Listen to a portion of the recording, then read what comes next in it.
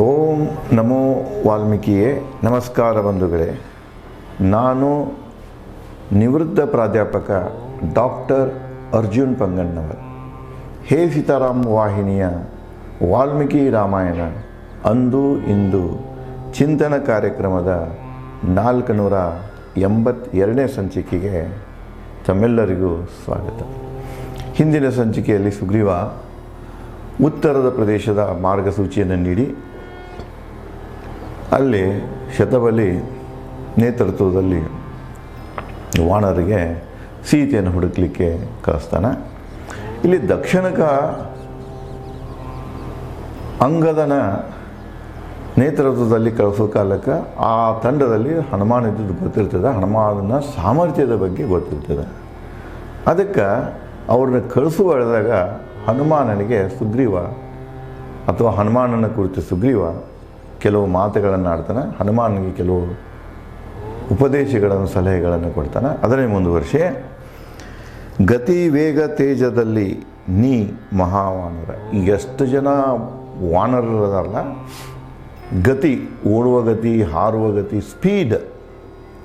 ಸ್ಪೀಡ್ದಾಗ ನೀ ಅವ್ರಿಗಿಂತ ಹೆಚ್ಚಿದೆಯಾ, ಗತಿ ವೇಗದಲ್ಲಿ ಹೆಚ್ಚಿದೆಯಾ, ತೇಜದಲ್ಲಿ, ಮುಖದಲ್ಲಿ ತೇಜ ನೋಡಬೇಕಾದ್ರೆ, ಹುರುಪು ನೋಡಬೇಕಾದ್ರೆ, ಗಾಂಭೀರ್ಯ ನೋಡಬೇಕಾದ್ರೆ ಅವ್ರಿಗಿಂತಲೂ ಮುಂದಿದೆಯಾ. ಈ ಎಲ್ಲ ದೃಷ್ಟಿಯಲ್ಲಿಯೂ ನೀನು ಮಹಾವಾನರ. ಇತರ ವಾನರ ವೀರರೊಂದಿಗೆ ಹೋಲಿಸಿ ನೋಡಿದಾಗ ನೀನೇ ಮಹಾವಾನರ. ಸೀತೆ ಹರಿಸುವ ಸಾಮರ್ಥ್ಯವಿದೆ ನಿನ್ನಲ್ಲಿ. ಎಲ್ಲರೂ ಸೀತೆಯನ್ನು ಹರಿಸ್ಲಿಕ್ಕೆ ಹುಡುಕ್ಲಿಕ್ಕೆ ಹೋಗ್ಯಾರ. ಅವರಲ್ಲಿ ಸಾಮರ್ಥ್ಯ ಇಲ್ಲಂತ ಅಲ್ಲ, ಎಲ್ಲರಲ್ಲೂ ಸಾಮರ್ಥ್ಯ ಇದೆ. ಹೋಲಿಸಿ ನೋಡಿದಾಗ ಸೀತೆಯನ್ನು ಹುಡುಕುವ ಸಾಮರ್ಥ್ಯ, ಕಠಿಣ ಸ್ಥಿತಿಯಲ್ಲಿಯೂ ಕೂಡ ಸೀತೆಯ ಸುಳುವನ್ನು ತಿಳಿಯುವ ಸಾಮರ್ಥ್ಯ ನನಗೆ ನಿನ್ನಲ್ಲಿದ್ದದ್ದು ಭಾಸವಾಗ್ತಾ ಇದೆ ಅಂತ ಹೇಳ್ತಾನೆ. ಯೋಚಿಸು ಸೀತೆ ಹರಿಸುವ ದಾರಿ. ಅದಕ್ಕೆ ನೀನು ಒಂದು ಯೋಚನೆ ಮಾಡು, ಥಿಂಕ್ ಮಾಡಿ. ನೀನು ಸೀತೆ ನಿನಗೆ ಎಲ್ಲಿ ಸಿಗ್ಬೋದು, ಸೀತೆ ಎಲ್ಲಿ, ರಾವಣ ಎಲ್ಲಿ ತೊಗೊಂಡು ಹೋಗಿರ್ಬೋದು ಅನ್ನುವಂಥದ್ದು ಹುಡುಕುವ ಪೂರ್ವದಲ್ಲಿ ನೀನು ಒಂದು ಕ್ಷಣ ಆಲೋಚನೆ ಮಾಡು. ಸೀತೆ ಶೋಧ ಕಾರ್ಯ ಒಪ್ಪಿಸಿದೊಡನೆ ಹನುಮನಿಗೆ ಮೊಳಕೆ ಒಡೆಯಿತು ರಾಮನಲ್ಲಿ ಚಿಂತನೆ. ಅಲ್ಲೇ ನಿಂತಿದ್ದು ನೋಡಿ ರಾಮ ಲಕ್ಷ್ಮಣ. ಸುಗ್ರೀವೇನು ವಿಶ್ವಾಸದ ಮಾತುಗಳನ್ನು ಹನುಮಾನ ಕುರಿತು ಆಡ್ತಾ ಇದ್ದ, ಹನುಮಾನನಿಗೆ ಹೇಳ್ತಾ ಇದ್ದ. ರಾಮನ ಮನಸ್ಸಿನಾಗ ಒಂದು ಆಸೆ ಮೊಳಕುಳಿತಿದೆ. ಅಲ್ಲ, ಈ ವಾನರನಿಂದನೇ, ಹನುಮಂತನಿಂದನೇ ಸೀತೆಯ ಸುಳುವ ಸಿಗುವುದು ಪಕ್ಕ. ವಿಶ್ವಾಸ ಬರ್ತಿದೆ ರಾಮನಿಗೆ ಇದನ್ನು ಕೇಳಿಕೊಂಡು. ಸೀತೆಯ ಸುಳ್ಳು ಸಿಗ್ತಿದೆ. ಯಾಕಂದ್ರೆ ಇವನು ಹುಡುಕಾಕ್ ಹೊಂಟಾನ, ಹನುಮಾನದಾನ ಈ ತಂಡದಲ್ಲಿ, ಸೀತೆಯ ಸುಳು ಅಂತ ಸಿಗ್ತಿದನು ಅಂತ ಅವನಲ್ಲಿ ಆಸೆ ಹುಡ್ತದೆ. ಸುಗ್ರೀವ ಕಂಡಿಹನು ವಿಶೇಷತೆ ಹನುಮನಲ್ಲಿ. ಸೀತೆಯ ಶೋಧ ಕಾರ್ಯ ಅವನು ಗೊಪ್ಪಿಸುತ್ತೀವನು ಸುಗ್ರೀವ. ಅವನಿಗೆ ಗೊತ್ತಿದೆ ಅದು ಏನು ಏನೊಂದು ಸಾಮರ್ಥ್ಯ ಇದೆ ಹನುಮಾನಲ್ಲಿ ಗೊತ್ತಿದೆ. ಅದಕ್ಕೇನೆ ಅವನೇನು ಮಾಡ್ತಾ ಇದ್ದಾನೆ, ಅಂಗದನ ನೇತೃತ್ವದಲ್ಲಿ ಆ ತಂಡದಲ್ಲಿ ಹನುಮಾನನನ್ನು ಕಳಿಸ್ತಾ ಇದ್ದಾನೆ. ಫಲಿಸಬಹುದು ಹನುಮನಿಗೆ ಒಪ್ಪಿಸಿದ ಕಾರ್ಯ. ಹನುಮಾನನಿಗೆ ಏನು ಈ ಕಾರ್ಯ ಕೊಡ್ತಾ ಇದ್ದೀನಿ, ವಿಶೇಷವಾಗಿ ಹನುಮಾನ ಕರೆದು ಹೇಳಕತ್ತ ನೀವು. ಅವನ ತಂಡದ ನಾಯಕ ಯಾರು, ಅಂಗದ. ಅಲ್ಲಿ ಇನ್ನೂ ಜಾಂಬವಂತಿದ್ದಾನೆ, ಅತಿರಥಿ ಮಹಾರಥಿಗಳಿದಾರ ತಂಡದಲ್ಲಿ. ಅವ್ರಿಗೆಲ್ಲಕ್ಕಾಗಿಯೂ ಇವು ವಿಶೇಷವಾಗಿ ಹನುಮನಿಗೆ ಹೇಳ್ತಾ ಇದ್ದಾನೆ, ಯಾವ ಸಾಮರ್ಥ್ಯ ನಿನ್ನ ಕಡೆ ಇದಪ್ಪ, ನೀನು ಮಾಡೋಕ್ಕೆ ಸಾಧ್ಯ, ನೀನೇ ಸರಿಯಾಗಿ ಯೋಚನೆ ಮಾಡು, ಸೀತೆಯನ್ನು ಹುಡುಕಿ ಬಾ, ತಗೊಂಡು ಅಂದ್ರೆ ಸುಳುವನ್ನು ತಗೊಂಡು ಬಾ ಅಂತ ಇದನ್ನು ಹೇಳುವುದನ್ನು ರಾಮ ಕೇಳ್ತಾನೆ. ಇನ್ನಾಯಿತು, ಇವನಲ್ಲಿ ಸಾಮರ್ಥ್ಯ ಹುಡುಕೆ ತೆಗಿತಾನೆ ಸೀತೆ ಸುಳು ಸಿಗ್ತದ ನನಗನ್ನು ಅಂತ ಅವನಲ್ಲಿ ಏನಾಗ್ತಿದೆ, ಆಶೆ, ಬಯಕೆ ಚಿಗುರು ಹೊಡಿತಿದೆ, ವಿಶ್ವಾಸನೂ ಬೆಳೀತಿದೆ. ಸೀತೆ ಶೋಧ ಕಾರ್ಯ ಸಫಲತೆ ವಿಶ್ವಾಸದಿ ರಾಮ. ಯಾವಾಗ ವಿಶ್ವಾಸದಿಂದ ಸುಗ್ರೀವ ಹನುಮಂತನಿಗೆ ಹೇಳ್ತಿರ್ತಾರಲ್ಲ ಹನುಮಂತನ ಬಗ್ಗೆ, ಅದನ್ನು ತಿಳ್ಕೊಂಡು ಇವನಿಗೂ ಹನುಮಂತನ ಮೇಲೆ ವಿಶ್ವಾಸ ಹುಟ್ಟಿ ಆವಾಗ ರಾಮ ಕೂಡ ವಿಶ್ವಾಸದಿಂದ ಸೀತೆ ಅಭಿಜ್ಞಾನಕ್ಕಾಗಿ ಕೊಟ್ಟ ಉಂಗುರ ಹನುಮನಿಗೆ ರಾಮ. ಸೀತೆಯನ್ನು ಕೂರಿಸಬೇಕಲ್ಲ, ಅಭಿಜ್ಞಾನಕ್ಕಾಗಿ ಗುರುತಿಸುವ ಸಲುವಾಗಿ. ಇದು ನೋಡಿ, ಅಭಿಜ್ಞಾನದ ಉಂಗುರ ವಾಲ್ಮೀಕಿ ರಾಮಾಯಣದಲ್ಲಿದೆ. ಇನ್ನು ಮುಂದೆ ಆ ಕಡೆ ಹೋದ್ವಿ ಅಂದ್ರೆ ಕಾಳಿದಾಸನ ಇದರಲ್ಲಿ ಬರ್ತಿದೆ. ಯಾವುದು ಇವಳದು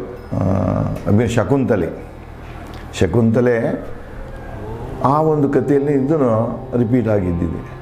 ಅದಕ್ಕೆ ರಾಮ ಕೂಡ ಹೇಳ್ತಾನೆ, ನೀನು ರಾಮನ ದೂತ ಅಂತ ಗೊತ್ತಾಗಬೇಕಾಗಿದ್ರೆ ಮತ್ತು ಸೀತೆಗೆ ನಾನೇ ಕಳಿಸಿದ್ದನಂತ ಗೊತ್ತಾಗಬೇಕಾದ್ರೆ ಈ ಉಂಗುರ ವೈ ಅಂತ ಹೇಳ್ತಾನೆ. ಈ ಉಂಗುರ ನೋಡಿದೆ ಅಂದರೆ ಸೀತೆ ಹೇಳ್ತಾಳೆ, ಇದು ರಾಮನ ಉಂಗುರಕ್ಕೆ, ನೀನು ರಾಮನ ದೂತ ಅಂಥೇಳಿ ಒಪ್ಕೊಳ್ತಾಳೆ.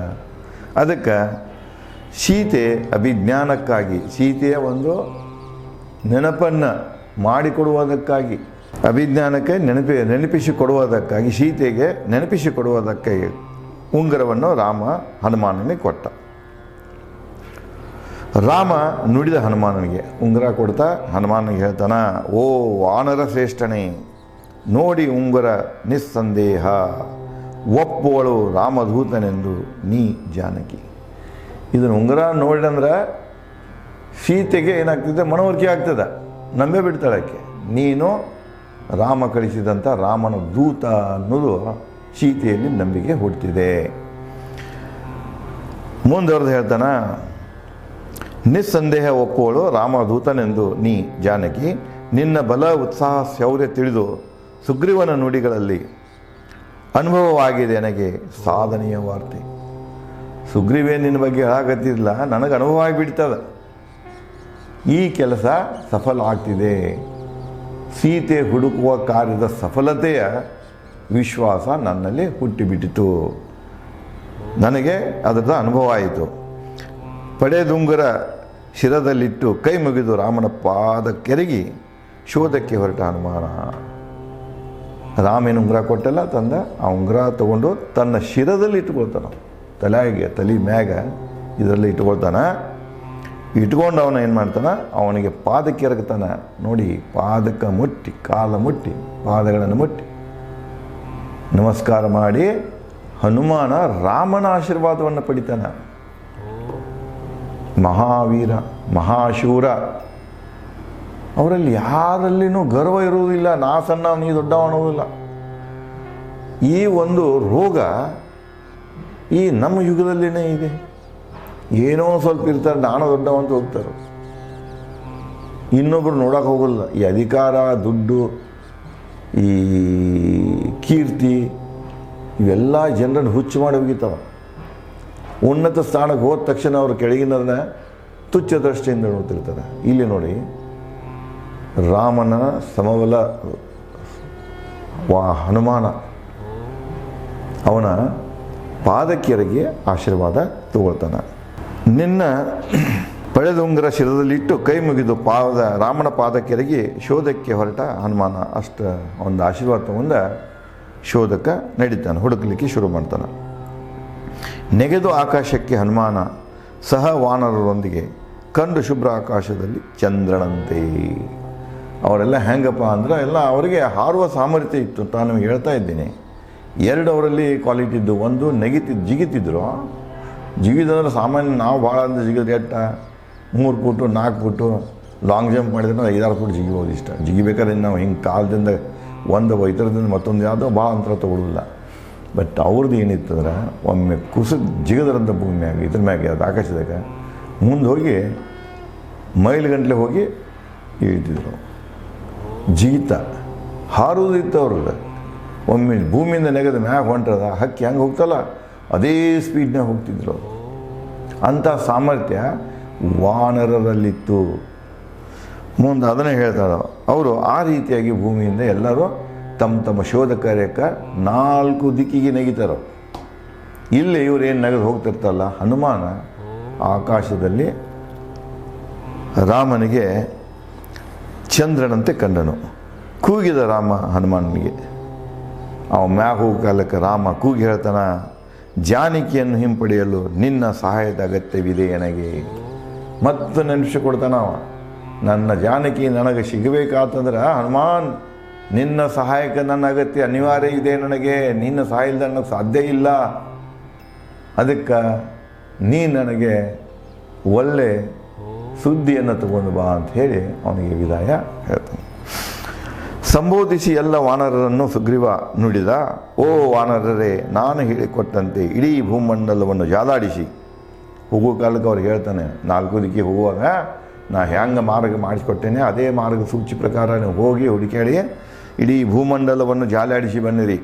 ಕೇಳುತ್ತಲೇ ಸುಗ್ರೀವನ ಆಜ್ಞೆ ವಾನರರು ಶಿಳಿದಬ್ಬಿದರು ನೆಗೆಯುತ್ತ ಮಿಡತಿಗಳಂತೆ. ಮಿಡತಿಗಳು ಜಿಟ್ಟಿಗಳು ಹೆಂಗೆ ಭೂಮಿಯಿಂದ ಕಾಲು 2 ದೊಡ್ಡ ಪಟ್ಟಣ ಜಿಗಿತಲ್ಲ ಆ ರೀತಿಯಾಗಿ ಅವರು ಆಕಾಶಕ್ಕೆ ಜಿಗಿತಾರೆ. ಆಕಾಶ ಹೆಂಗೆ ಕಾಣಿಸ್ತದೆ ಕವಿಗೆ ಅಂದರೆ ಈ ಮಿಡತೆಗಳಂತ ನಾವು ನೋಡಿರಬೇಕು. ಮಿಡತೆಗಳು ಯಾವ ರೀತಿ ಜಿಕ್ಕೊಂತ ಹೋಗ್ತಾವಲ್ಲ ಹಂಗೆ ಇವರು ಹೋಗುವಂಕೊಂಡು ಲಕ್ಷ್ಮಣನೊಂದಿಗೆ ರಾಮ ರಸವನ ಪರ್ವತದಲ್ಲಿ ಕಾಯ್ದರು ಸೀತೆ ಸುಳಿವಾಗಿ 1 ಮಾಸ.